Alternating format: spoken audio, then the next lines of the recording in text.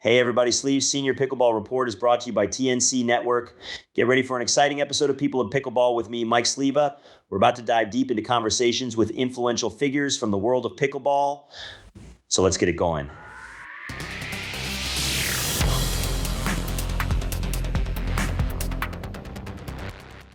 This week in our People of Pickleball episode, we are speaking with the one, the only, Share Bear, Ryan Sherry, PPA Pro. He is a coach in the Major League Pickleball League. He is sort of the Kevin Bacon of pickleball, making all the important connections to grow this sport, not only in the amateur level, but the professional level as well. And he stars in a movie that I'm part of as well called Dreambreaker, a pickleball story, which should be out shortly. And you can check him out there as well. But before we get to any of that, if you like this content, consider subscribing to the channel. Check out our newsletter as well. All links in the description for discounts and everything you can imagine under the sun. And hey, let's get to that interview with Ryan Sherry.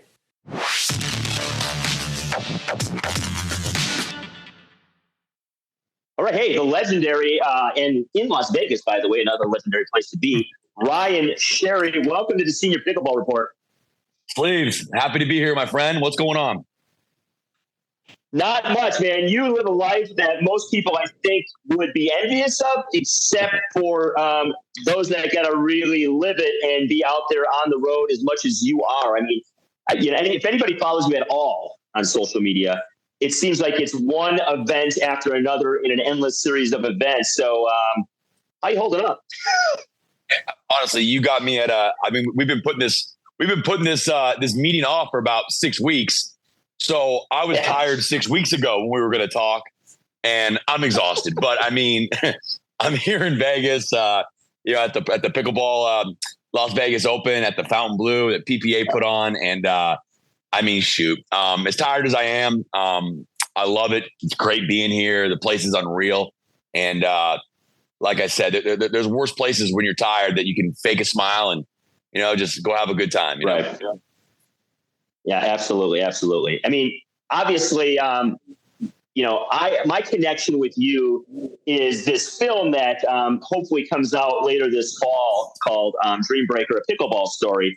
And it talks about, obviously, the tour drama, the tour wars, if you will, over the last few years and all that. You play a very intricate role in the film, and I'm helping narrate the film. And so I'm looking forward for people to see it because I think they're going to see something about you in particular that maybe they don't get to see, in normal social media posts. Obviously, you're known for the viral post-game interviews. Obviously, you've got, lightning ground strokes, hell of a player, entertaining. I would argue one of the most entertaining players still today.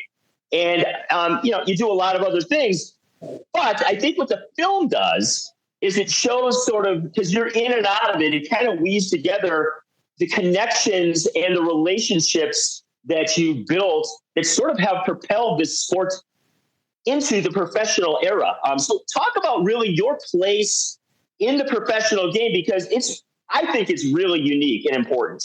No, much appreciated. Well, hell, first we'll start off on a little comical side, but about the interviews. Yeah, the interviews are great. The problem is I haven't won any goddamn matches in a while. So if you don't win any matches, you don't get any interviews. So safe to say there hasn't been much new content coming out lately. But no, about my place in the sport. Yeah, I mean, a lot of people, they see one side of things, and yes, right. That is who I am. But also there is another side of me. Of course, on the personal side, my best friend who founded our company, Legacy Pro Sports. I co-founded it with him. Right. We've been lying. We keep saying 5,000 NFL players. It's 6,500, 7,000. I don't even know the number. I've been saying 5,000 for 2 years. But with that, we help so many people. Also, own a mental health facility. But with all that, on the pickleball side, I've been there. I don't want to say from the beginning. The beginning would be someone more like a Kyle Yates or, a Marcin Ruspetsky or hell, even a Tyson's. A lot of those people have been there since the beginning, Dave Wambach's the world. But since 2020, when it really got going, I was there. And when COVID hit, the APP really didn't exist. The PPA only had one tournament. They had the Mesa tournament. And I was stuck there in Fort Myers. playing a little pickleball. Me and Ben Johns had became friends from a couple of years prior. I was already, close with, Kyle Yates. I had already known some of the other pro players, et cetera. And I just kind of had this idea along with a close friend of mine, Harry Chickma, and my business partner and my other buddy, PJ. Hey, look, COVID's hit. There's no live sporting events going on. ESPN was looking for content. And I basically, me and my partner, Brandon, and my partner, PJ, basically, we just, got it on. And we got it on ESPN3, which everybody laughs about. But it's the first time even a live network really could, say it's there, let alone during COVID, let alone the name ESPN. Sure. And then after that event, the PPA had reached out, and I love Connor to death. Him and I got a great relationship. I got an email from him in April 2020. He was like, hey, I'm Connor Pardo. I started this new tour. I'd love to talk to you. Him and I hit it off, and we ended up doing another event, which ended up bringing in Margaritaville, which also slowly brought in Duper a year later. So all these companies kind of that started into the sport indirectly. I kind of, 2 degrees separation. I'm there, and then it started growing. COVID kind of stopped, considering the fact we could travel. Fast forward, PPA Tour did what they did, and then you keep moving. So, I mean, that initial relationship is what struck ESPN, is what struck the gambling companies, which ended up striking the live streaming. Margaritaville now is the head sponsor of the MLP. My relationship with Steve Kuhn goes back to 2017. First time Andre Agassi and Andy Roddick ever played pickleball. I played with Andre there. I played with Andy previously. Gary Vee was there watching, and Ryan Hartman, who now are huge figures in the sport. So I mean, it's just, I love it. And I've never been one my hand out saying I deserve this amount of money, but recognition. You'd be lying to yourself to say at times it does hurt when people don't understand that I was very responsible for helping. Yeah, well, absolutely. And I hope the film does a little bit of that justice for you, because obviously, I mean, and this is no joke, it's literally 6 degrees of Ryan Sherry here when you look at the pickleball verse. And that's no joke, because even the little bit I know about you and what's going on, I can tell that you are a man who builds relationships and makes connections, and you're phenomenal at networking. And all those things are unbelievably important when you're trying to build something like a professional sport from scratch. It takes obviously more than one person, more than just the person to start the tour or find the sponsorships. It takes all those little intangibles that nobody seems to always recognize at first to make it all happen. And, one domino falls here, another falls there. And now, look where you're playing today and the events that are happening today and the people that are being drawn to the sport today, the celebrities, obviously the professional athletes, all of these you have connections with. And you have connections with people who are obviously running the tours and the leagues. So what was your thought? I mean, you've seen the film. It's going to be obviously coming out and more people will get to see it on a major streaming service. It was out briefly, obviously, at the end of May because it was at a film festival. But, like you, I didn't really get to see it until it was done. And I'd like to hear your thoughts, kind of like what you thought about yourself in the film and what about you thought the overall art, kind of the film itself. I mean, first off, what Ashley Underwood and Craig Coyne, the producers had done. I've been there with them since the beginning. I got introduced to Ashley mainly through my close friend, Matt Manassi, who indirectly I got Matt kind of into the pickleball circle, and then he took that and he ran with it. And what he's doing is amazing. Right. So proud of him. But so he's one of those guys that I got hooked up and then he got hooked up and then he brought me back in. I feel like it's like a pro football team. One guy's the head coach, he gets fired. All of a sudden his assistant coach is the head coach now. Now this guy's on his special teams and everyone just kind of keeps helping each other. So me and Matt got that relationship. We've both always been there. But with that, Ashley and Craig, I feel like the film changed so many times from when they started it as it portrayed. A lot of it had to do with, the different power players, the different, tour wars, et cetera. But, to kind of start on the MLP side, Steve and I go way back. I got so much respect for Steve. I think it was my interview in the film, or maybe it was interview elsewhere, but here's Steve, who has made, we've been responsible for managing billions and billions and billions of dollars at a glimpse of a second on a, financial standpoint, where he had no emotion. He had no emotion. And at the end of the day, he was going to do what's best for his clients, et cetera.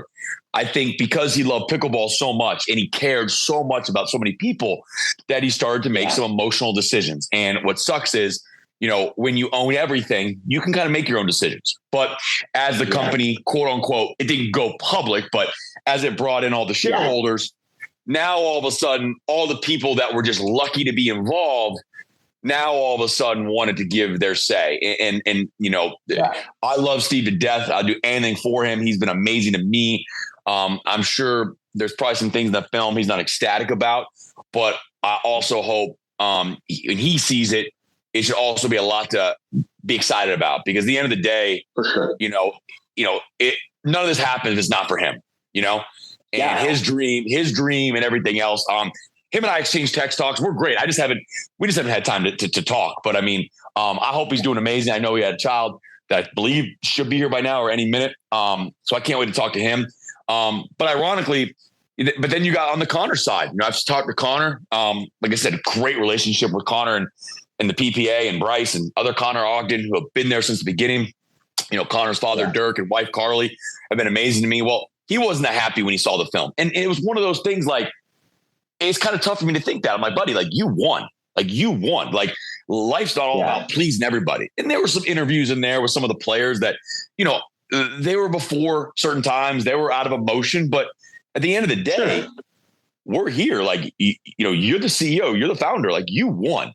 So I'm hoping when he sits back and sees the film, and he's already seen it once, but when he really sees it as his legacy, to his 4 amazing kids, it's like, look, man, like, I did an amazing thing here. And, and then on Tom's side, Tom and I, as I was being interviewed, I didn't know Tom. I mean, I knew of him, of course.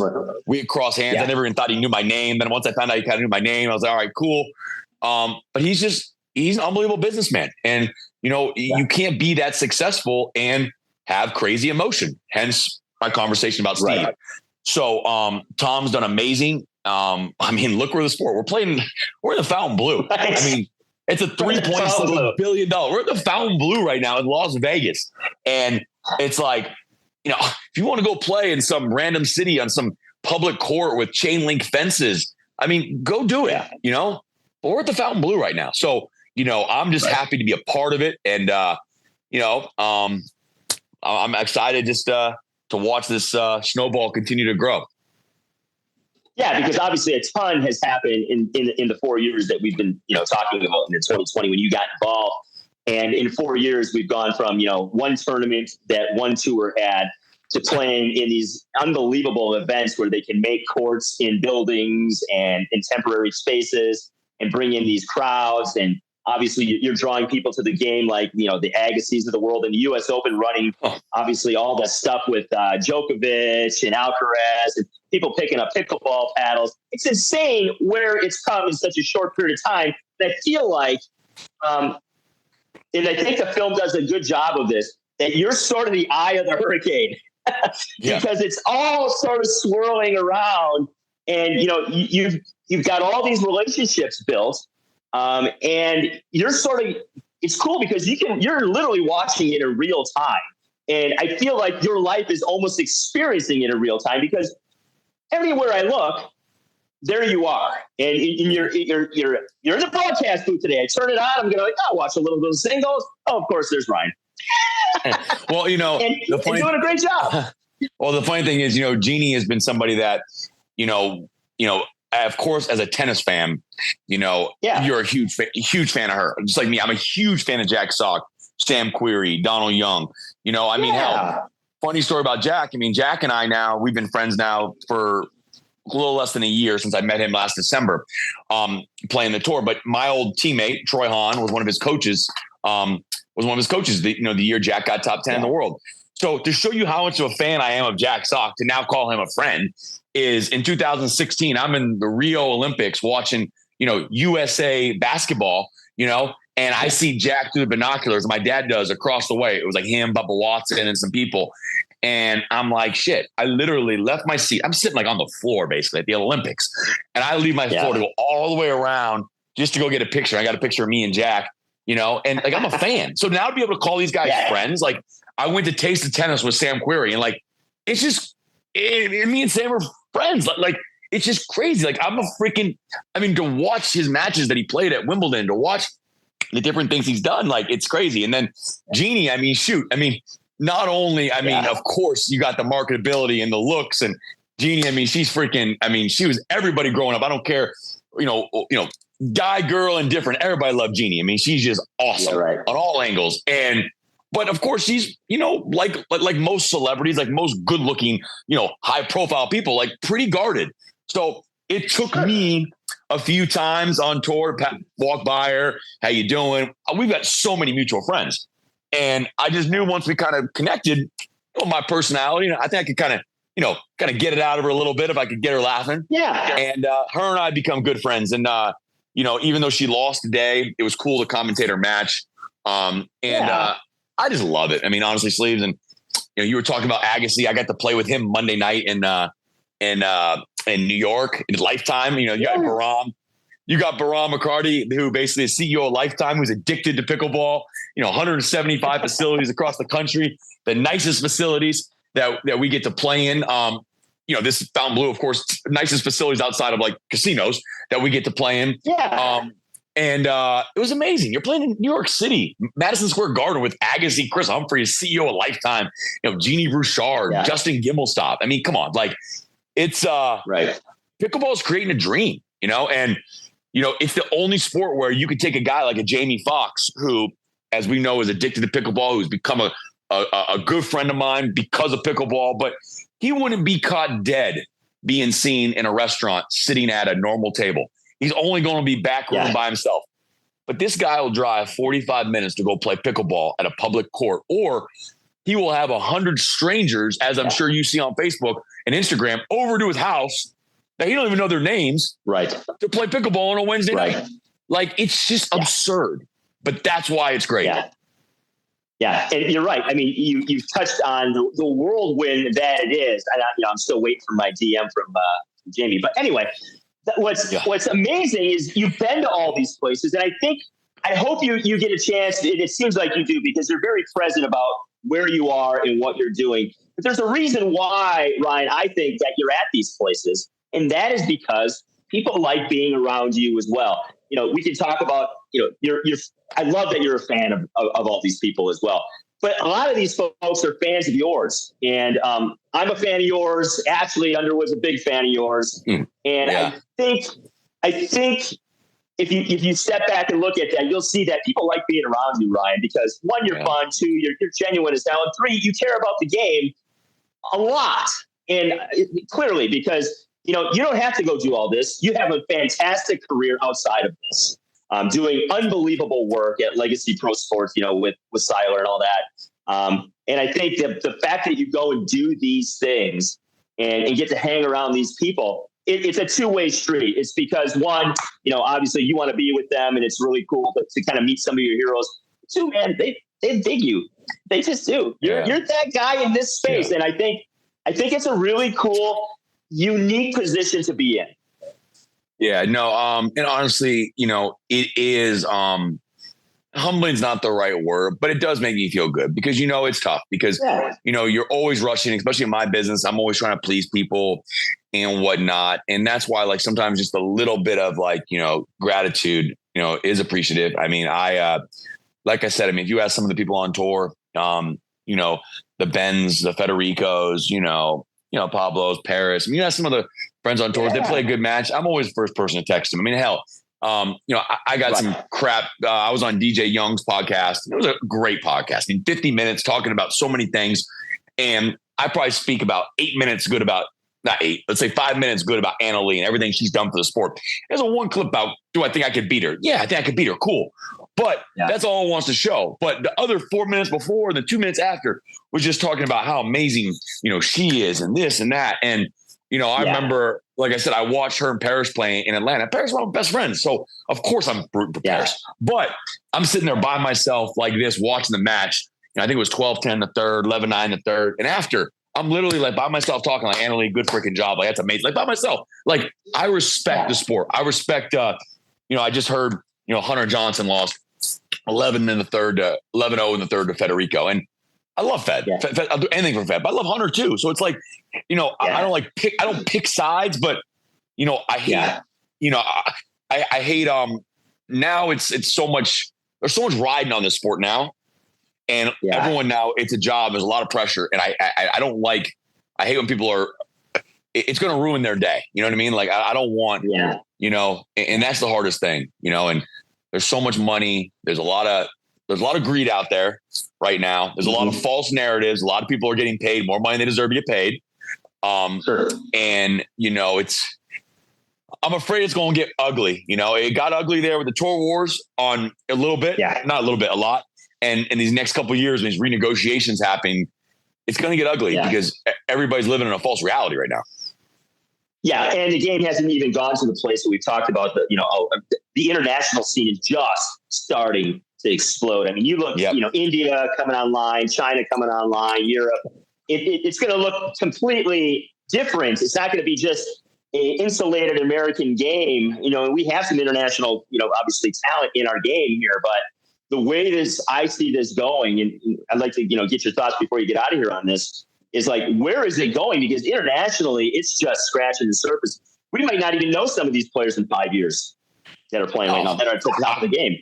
I hope not. I mean, and I say this with the most amount of respect. I mean, granted, what I'm about to say held a lot more true a year and a half ago when I was winning a lot more matches. But here I am. I'm 41 years old. Let's just go back a year and a half ago when I'm 39 years old and I'm beating these guys or playing tight. I mean, come on. Like, it doesn't happen. So, it's starting to get better and better, because now it's like, a guy like me can't just go through the motions. I can go through the motions, lose tight, lose in 3, maybe win a match. So it's getting better, but it should be at the point. And when it gets to the point where I feel like I don't even have a chance, I don't mean a chance to play tight. I'm talking about where I go out and just get killed. Like, Djokovic and goes play some guy 800 in the world. It's 1-1. It's 6-1, 6-1, 6-1, 1-1. When I got to go out there and I start getting beat 2-2, 1-1, 3-3, then I know the game's there. So I feel like I'm a good barometer in my mind to where when I believe the level's there, but it's not there yet. It's getting there, but it's not there yet. Yes. Yeah, for sure. And I think the game will change because obviously you have people coming in from table tennis and other sports that are more European based games. And I'm interested to see the shot selection, the strategy choices that are coming, because obviously it's still developing. It's still a new sport at the pro level. 100%. But at the end of the day, it's been 4 years. I mean, I love how there's a lot of people talking about the Olympics. Let's take care of what we can take care of first. And that's just, enjoy the sport, figure out the rules. I mean, I know we don't want to get into paddles and this and all these different things, and this has nothing to do with the companies. All the companies and the players, everyone's just trying to compete. It's just like, let's set some rules. Trying to find their place. Yeah. But I love it, Sleeves. I really appreciate, the time, and I'd talk anytime you want. Yeah, man. And I'm looking forward to people getting some feedback and seeing you in the film. One last thought before you go. Probably had no idea who the fuck I was when they showed up. They had this, like, also we're going to go to the yurt in the movie. Like, what were your thoughts of seeing this guy sitting out in the wilderness talking about pickleball when they would cut away to me? I hate to break it to you, Steve. I still have no clue who you are. So, hey. But no, man. No, honestly, that was interesting because, of course, Ashley and I are super tight, and Greg. So I kind of, I knew what was going on. They had me do a bunch of voiceovers. So even though I wasn't, I was just a character in the film, I guess you could say, in a very weird way. I think they'll be the first ones to tell you. I enjoyed. I don't know what the word producer means. I don't know what all these terms mean, but when they needed 25 signatures from some players to sign off, who's the first person they called? When they couldn't get a hold of somebody, I'm like, how many times are you going to try to get a hold of them? I don't know. We've been emailing for 2 months. Give me 5 minutes. Hey, Right. Boom. It's in your email box. And I wish I was lying, but that's the truth. And it was always like, guys, just call me. Yeah. Like, I like y'all. I got you. Like, I'm not going to be your workhorse, but like, if you need something, I got you. And that's what was fun. So I got to kind of, know a little bit more about yourself as opposed to being totally having no clue, But I still, when they told me who you were and whatnot, I'm like, that's the best we could get. But but nah, man, I hope it's gonna be good for you and give an opportunity too for more and more people to understand your story and like I said, your journey for everything you've given to the sport. Yeah, I'm the old guy covering the old person part of the game. I cover the pros on the senior level and the amateur level, and it's a cool little niche, and I got to meet some cool people, and obviously I got to be in a film. And as my friend said to me, I said to my friend after I watched it, I go, why am I in the movie? He goes, you're the ginger, Mike. You changed the taste of the film because it's all this chaos. Then they come to Yurtland and you explain the hell what's going on. Hey, it's one of those things like, see, what I'm hoping too is they got this senior tours and all these different things. Like me and like Rick Witskin was texting me the other day. I was trying to hook him up at Lifetime because he's up watching his nephew, Ben Shelton, who, his father, Brian, was a coach at Florida. Right. Not when I was there, but after, but with that, I'm like, man, if this game gets better, well, shoot, no one at 40 years old should be playing pro. So, but let's don't make me 55 to go play in this NPL. Like, let's bring guys like me in. I mean, this is not professional golf where, a guy made $10 million and he can sit for 15 years, and then go play senior. Right. Put me in, baby. I've been to Chicken and Pickle, the one in Grapevine. I've been to the one out in Arizona. I feel like I was at NPL recently in Kansas City. I mean, get me in somewhere. And I think it's gonna happen because they are talking about making it like because you're right, there is that no man's land between like 40 and 50. I think they're talking about because they have to take two people over 60. I think they're going to do two people below 50, maybe 45 or 40. And you're obviously a perfect fit, perfect character for it, and obviously bring some recognition to that league itself. Hey, as we know from the movie, I never got drafted in the goddamn MLP. I don't believe I should be drafted now, but back a couple of years ago, I got really I got a bad string of cards. I was a 6'4" duper. Magically 3 days before the draft, I jumped down to a 5.9. Magically 3 days after the draft, I went back up to a 6.35. So there's a lot of magic going on that I don't really understand. I mean, I'm not that bad of a guy. I didn't kill anybody. I mean, God, what's the deal? I mean, honestly, I like to have a good time. I mean, it was like Anheuser-Busch, the bouncers one year, they were looking to replace somebody, and Hunter Johnson was going to help me out and said, look, man, I love Cher. He was great. They ended up getting somebody else who, whoever they got, I forgot who it was, but a ton of respect for it. But their excuse to not draft me was, we don't know if we can handle Ryan's personal life. And I'm just like, my personal life. I'm like, y'all lost $300 million last quarter because of y'all publicity. And you're worried about my personal life? Like, come on. Yeah, I think you're doing just fine. So there you go. Yeah. Well, my favorite line of the movie before we get out of here is like, I'm not saying I'm Heidi Klum, but I need time to prepare. That's the best line of the film. Yeah. Hey, Heidi is in the MLP owners. Her and our boy Doug Ellen with Chicago Slice and the Saslows. So maybe one day I can get a picture of Heidi and I can say that and she can just laugh at me, which I'll be okay with. That's right, man. Hey, brother, I appreciate your time and keep doing what you're doing because you're vital to this game, and love to chat with you down the road again someday. Anytime, buddy. You're the man. I'll talk to you here soon. Hope you enjoyed our interview with Ryan Sherry. Hey, what a character, and great interview. Lots of things to digest there. All right, folks, you know what to do at the end of the day. Subscribe to our newsletter, and hey, let's pickle.